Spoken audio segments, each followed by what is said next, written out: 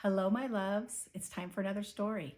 This is one that my grandma used to read to me, called The Little Red Caboose.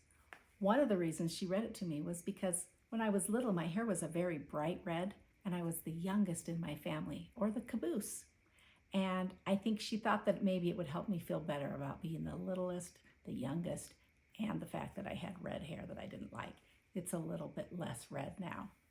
But The Little Red Caboose by Marian Potter, pictures by Tibor Gergely. It's a cute picture of all the kids on the train. One of the funny things about this book is it's dedicated to Andrew, Pamela, and Rebecca. Rebecca is my name, but I don't really go by Rebecca. You know me as Grandma. The Little Red Caboose always came last.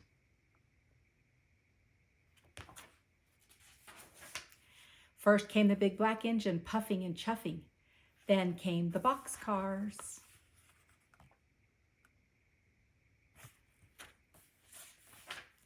Then the oil cars. Then the coal cars.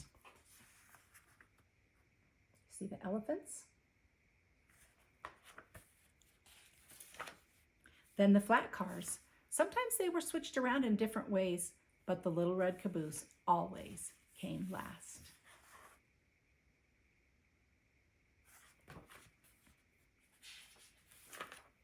Boys and girls waved at the big black engine. They listened to the box cars and the oil cars and the coal cars and the flat cars go clickety-click.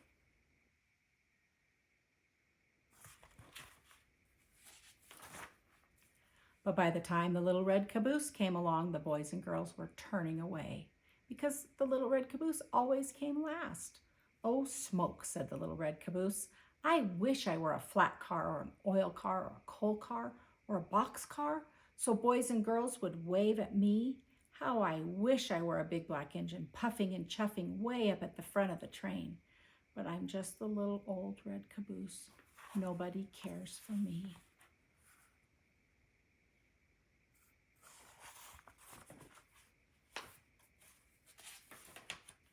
One day the train started up a mountain.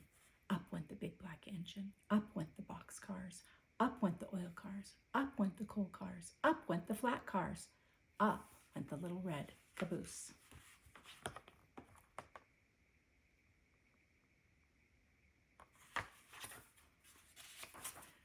"Hang on tight, little caboose," called the flat car. "This is a long, tall mountain, and you are the last car on the train."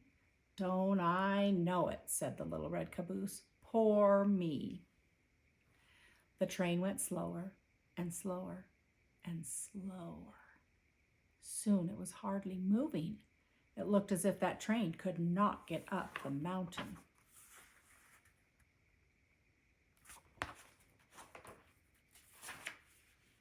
"Look out, little caboose," called the flat car. "The train is starting to slip back down this long, tall mountain." "Not if I can help it," said the Little Red Caboose, and he slammed on his brakes, and he held tight to the tracks, and he kept that train from sliding down the mountain.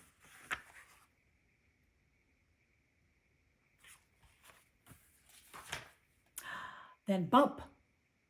The Little Red Caboose felt something push him from behind. It was two big black engines. They pushed that train up to the top of the mountain.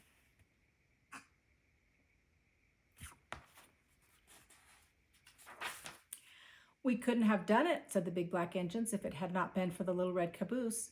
Everyone cheered, and the Little Red Caboose nearly burst with pride. Now, children wave at the big black engine and at all the cars. But they saved their biggest waves for the Little Red Caboose because the Little Red Caboose saved the train. The end.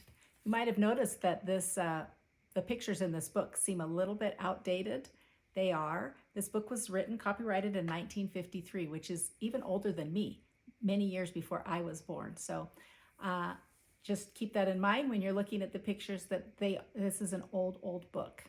I love you. I hope you're having a great day. Keep your eye out for trains and the Little Red Caboose at the back of the train. I love you.